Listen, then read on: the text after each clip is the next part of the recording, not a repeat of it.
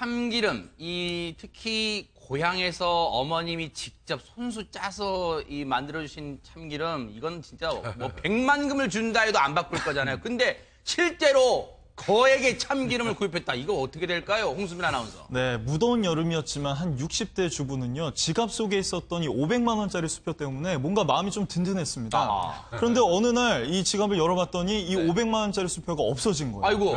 그래서 도둑이 들었나 아니면 길 가다가 떨어뜨렸나 별의별 생각이 다 들었는데 알고 보니까 이 여성이 일주일 전에 8,000원짜리 참기름을 구입을 하고 500만 원짜리 수표를 낸 겁니다.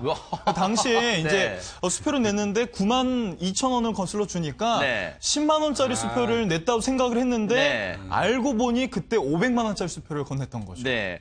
아니 근데 일단 궁금한 게 이분이 500만 원짜리 좀 진짜 부러워요.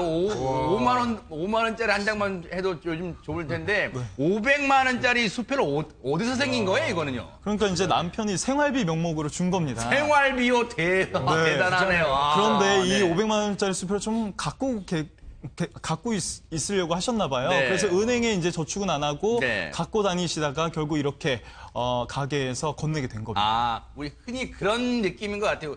로또 한 장 사가지고 당첨 발표 때까지 갖고 있으면 뭔가 든든한 기분. 500만 원짜리 수표를 갖고 계시다가 이제 좀 든든한 기분을 느끼셨다가 참기름을 사러 가셨는데 세상에 그게 10만 원짜리인 줄 알고 그냥 냉큼 500만 원짜리 준 거예요? 9만 2천 원을 거슬러 받았는데 아니 그러면 주는 사람이야 이렇게 깜빡하고 정신이 없어 10만 원짜리인 줄 알고 줬다 쳐도요. 최영일 교수님. 받는 사람은 가게 주인 입장에서는 그거 몰랐을까요? 가게 주인 입장에서 여기서 이제 의혹이 발생하는 거죠. 왜냐하면 정말 몰랐다. 일단 9만 2천 원을 내줬다고 하는 것은 10만 원짜리 수표라고 인식을 했다는 거죠. 혹은 500만 원짜리인 줄 알았는데 혹시나 이거 다 거슬러 달라는 거야? 499만 2천 원 거슬러줘야 되잖아요. 근데 보통 가게에 뭐 400만 원 현찰로 없잖아요. 그러니까요. 그러니까 이제 한번 떠본 것인지 아니면 정말 몰랐는지 우리는 알 길은 없습니다. 어쨌든 이 9만 2천 원을 또 받고 이 500만 원 수표의 주인이 나가버렸으니까 참기름 한 병 들고 아이고 이게 쾌 잡았다 그러셨을지 혹은 모르고 10만 원 받았네 하고 이제 계산기에 넣었을지 모르겠어요. 그런데 문제는 찾으러 와야 되는데 찾으러 안 오고 일주일이 흐릅니다. 그게 그때쯤 되면 돈 굳었다고 생각하셨을지 몰랐을지 즉 가능성은 반반이에요. 그런데 이제 이 가게 주인분은 몰랐다. 10만 원짜리인 줄 알고 9만 2천 원 거슬러 줬고 이것은 그냥 금고 안에 들어있다가 아내가 돈 관리를 하는데 아내가 해외여행을 가서 아내가 돌아온 후에야 알게 됐다라는 거죠.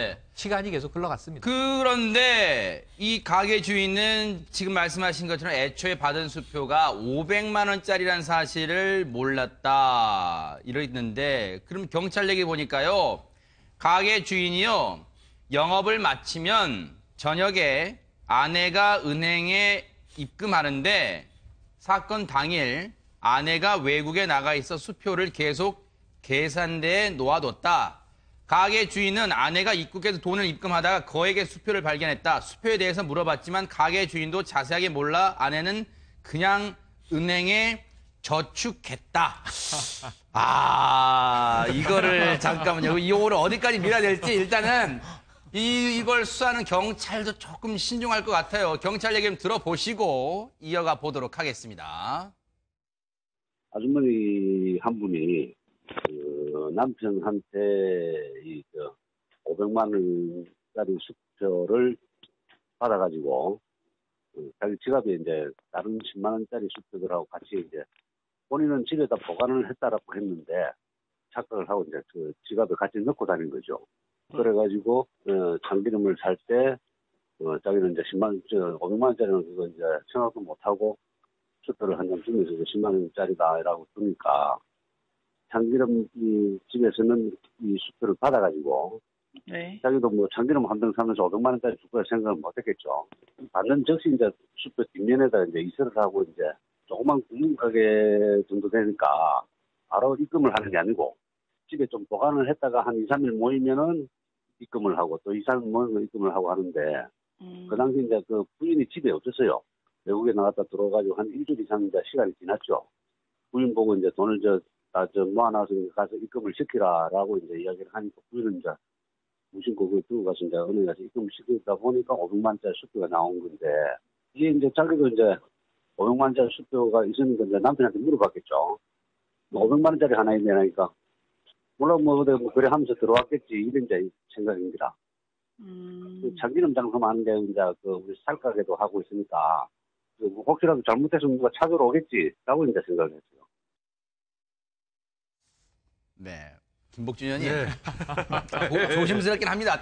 뭐 이게 지금 쉽게 예단할 수는 없지만, 근데 지금 경찰 얘기 중에 조금 이해가 안 되는 대목이 500만 원의 수표를 만약에 이제 뭐 주고받고 거래를 했다면 그 안에 이 가게 주인의 아내가 이 500만 원 수표 뭐야? 라고 물어봤을 때 뭐 이렇게 뭐 하다 거래하다 들어왔겠지라고 했다는 이 반응이 약간 석연치 않아요? 이 부분이.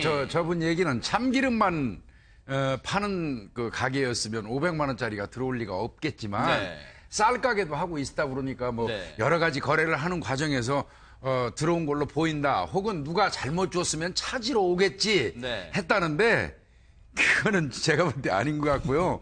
네. 다만 이제 이게 또 법이라는 건 그렇잖아요. 특히 네. 형법은 이 사람이 어떤 사람이 500만 원을 줬는데 10만 원으로 계산하고 9만 1천 원을 내줬다는 알았다는 증거는 또 없어요.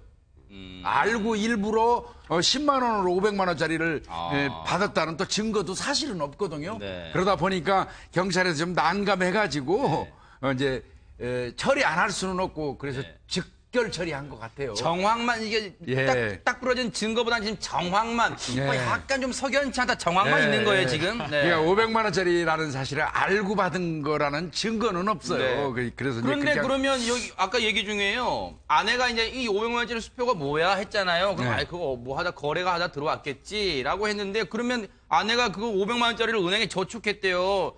그러면 석연치 않은 뭔가 잘 모르겠으면 그거 잠깐 놔둬봐 해야 되는 거 아니에요? 그러니까 저축하게 놔뒀다. 그래서 즉심이라도 넘어가는 거예요. 왜 그러냐면 길에서 주운 것도 원래 신고하도록 돼 있잖아요. 하물며 그런데 자기가 아무리 생각해도 500만 원짜리 거래 같으면 500만 원짜리 가게 하는 사람이 수표 받으면 모를 수가 없어요. 누구한테 받았는지. 그러면 명백히 이거는 잘못 들어왔다는 거를 인식은 했을 겁니다. 그 부분까지는. 네. 그렇죠. 그럼에도 불구하고 조치를 취하지 않았으니까. 네. 그래서 이제 직결 처리라도 한 거 같습니다. 이게 왜냐하면 백 변호사님 이게 상식으로 봤을 때 보통 10만 원짜리도 보통 가게에서 이사하잖아요. 그리고 500만 원짜리면 뒷면에 뭔가 분명히 그러면 이서가 건넨 사람이 있을 거 아니에요. 네. 네. 그러니까 이게 저희 과거에 사법고시 공부할 때 사기죄 파트에 들어가는 내기예요. 잔전 사기, 거스름돈 사기라고 아예 파트가 있어요. 네. 근데 처음부터 알고 500만 원짜리인 줄 알고 9만 2천 원만 돌려줬으면 그건 사기죄입니다. 그렇지. 그럼 명백하게 사기죄가 되는데 지금 이 과정을 쭉 보면 처음에 참기름 사고 9만 2천 원 돌릴 때는 몰랐던 게 맞는 것 같아요. 그런 것 같아요. 왜냐하면 상대방도 모르고 당연히 10만 원짜리 사고 거슬러줄 수 있어요. 그런데 이후에 알게 된 경우, 이후에 알게 된 경우에 죄명이 바뀝니다. 길에서 물건을 주운 거하고 똑같아요. 점유이탈물 횡령죄가 되는데 그래요? 이 점유이탈물 횡령죄로 지금 말씀하셨던 것처럼 다 돌려줬어요. 결국 다 돌려주고 그랬는데도 이제 과료라도 이제 과료 처분이라도 하게 된 이유가 뭐냐면 만약에 이분이 이제 뭐 쌀가게도 거래하고 막 그래서 500만 원짜리가 굉장히 흔하게 수표가 돈다면 와이프가 물어보겠어요? 500만 원짜리 원래 많이 흔하게 돌아다니면 그냥 당연히 의뢰하고 집어넣죠. 그러겠죠. 흔치 않으니까 이 500만 원짜리 뭐야라고 물어보는 거 아니겠어요? 그렇다면 이 500만 원짜리 누군가 그러면은 실수로 거래를 했나라 보다는 건 충분히 인식할 수 있잖아요. 그럼 빼놔야죠. 빼놨으면은 점유이탈물 횡령죄가 안 돼요. 그런데 그냥 입금해 하는 순간 길에서 주순 돈을 내 주머니에 넣는 거랑 똑같은 거예요. 은행에 저축을 하는 순간 그렇죠. 그러니까 길바닥에서 돈을 500만 원어치를 주웠는데 그 돈을 경찰서에 갖다 주면 나중에 유실물법에 따라서 일부 500만 원을 가져가고 나머지 좀 돌려받을 수가 있는데 그걸 내 주머니에 넣는 순간 점유이탈물 횡령죄가 되거든요. 이것도 이 돈을 이상해 하고 빼놨으면 괜찮았을 걸 은행에 입금하는 순간 점유이탈물 횡령죄가 된 겁니다. 홍순빈 아나운서. 네. 그렇다면 이 애초에 500만 원을 건네고 고가의 참기름을 구입하게 된 이 여성분은요. 500만 원짜리 수표가 없어진 거를 나중에 알았어요. 일주일 동안 몰랐어요. 왜 그랬던 걸까요, 이게? 그렇습니다. 이제 다시 60대의 주부의 입장을 한번 돌아보겠습니다. 이제 지갑에 돈이 없으니까 식은땀이 아마 흘렀을 거예요. 저 같아도 10,000원짜리 한 장 잊어버려도 하루 종일 식은땀이 흐르는데 그렇게 그 상태에서 이제 집에서 잃어버렸겠다 싶어서 집을 다 뒤져봅니다. 근데 집 안에 수표가 없었던 거예요. 그래서 이제 그럼 밖에서 잃어버렸겠구나 하고 경찰에 신고를 하는데 경찰이 이제 수표를 추적해서 최종 거래한 은행의 CCTV를 확인해 본 결과 이 가게 주인의 인상 자기와 굉장히 닮았다는 거예요. 그래서 이 가게 주인을 결국 경찰이 검거를 하게 된 겁니다. 아니 그러면 지금 CCTV 이 얘기를 보면은 은행에 입금할 때 가게 주인이 같이 갔다는 거잖아요. 지금 그 얘기 아니에요? 가게 주인이? 그렇습니다. 그러니까 아내를 시켜서 입금을 시킨 게 아니라 본인이 갔다는 얘기잖아요. 그렇죠. 네. 그렇다면 뭔가 얘기가 조금 더 그러면 좀 다른데 이건. 그래서 얘기가 달라지는 거 아니에요? 예리한 대목을 지적하신 거예요. 그러니까 이 은행은 아내 핑계를 댄 거잖아요. 이 계산대에 있었는데 아내가 그날 마침 외국을 갔었다. 사실 이것도 확인을 해보면 나오는 겁니다. 그때 이제 이 아내분이 외국에 나갔었던 것인지 며칠 후에 돌아왔는지 그리고 또 은행에 입금을 하는데 남편이 가게 주인이 함께 갔다. 이게 일상적인 행동이었다면 이미 한 번의 거짓말은 체크가 되는 거죠. 좀 묘합니다. 이 부분은 조금 정확히 봐야겠어요. 왜냐하면 지금 이제 기사상으로는 그렇게 나와요. CCTV 등을 분석해서 가게 주인을 검거하게 됐다는데 그 분석 과정에서 그 여성, 즉 가게 주인의 아내가 나와서 아내를 추궁해서 가게 주인을 검거한 건지 이 부분은 제가 아마 좀 면밀히 봐야겠어요. 바로 그 남성 가게 주인이 간 건지 은행으로 간 건지 아니면 가게 주인의 아내가 간 건지를 좀 따져봐야겠습니다. 어쨌든 이렇게 다행히 무사히 여성 입장에서는 다 돌려받게 됐는데 찾게 됐는데 이거 하나만 여쭤볼까요, 최영일 교수님? 애초에 기억이 안 났던 걸까요? 아니면 의식적으로 기억하고 싶지 않았던 걸까요? 그 심경은 이해가 돼요. 심경은 충분히 이해가 돼요. 저는 뭐 고액권이 수표 쓸 일은 전혀 없고 5만 원권이 뭐 최고 고액권인데 자 어느 날 MBN에서 500만 원이 제 통장에 입금이 됐습니다. 그러면은 전화가 안 오기를 전 바라죠. 수령료가 많이 올랐네? 뭐 이러고 넘어가고 싶죠. 하지만 반드시 전화는 옵니다. 왜냐하면 아유 죄송합니다 최 교수님. 잘못 들어갔습니다. 돈이 하나 더 들어갔습니다. 뭐 이런 얘기를 하겠죠. 돌려주는 겁니다. 그런데 제가 좋은 사람, 양심적인 사람이라면 먼저 연락해야죠.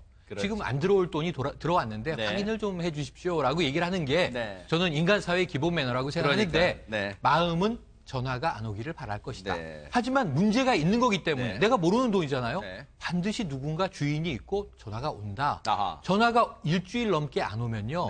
누군가는 내가 받을 돈을 못 받고 있는 사람이 분명히 있어요. 중요한 대목이네요. 공동체에서는 이걸 생각을 해야 돼요. 그래서 바로바로 신고합시다. 보통 이게 이제 하루 이제 참기름을 팔면 저녁에 정산을 하잖아요. 이분은 그냥 넣어놨다는데 오늘 내가 얼마나 팔았는지 체크는 합니다 원래. 그렇죠. 그러니까 처음에 제가 보기에 처음에 살 때는 그 여성분이 500만 원짜리 수표를 건넸을 때는 몰랐어요. 제가 봐도. 그러니까 그 거래가 너무 자연스러웠다라는 걸 고려하면 그때 진짜 몰랐는데. 그 이후에 정산 과정에는 알았을 가능성이 굉장히 높죠. 그래도 죄명은 바뀌진 않습니다. 이게 알고 처음부터 이거 500만 원짜리인데 10만 원짜리인 척 해야지라고 했으면 사기지만 그건 입증이 불가능해요. 아까 김복주 교수님 말씀하셨던 것처럼 그분 머릿속에 들어가 봐야 하는데 어떻게 합니까?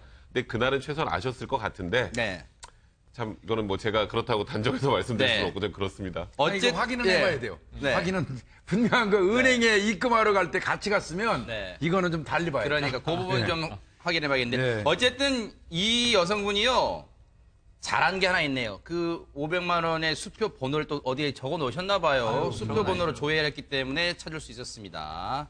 그나마 이 정도에서 끝나서 다행입니다.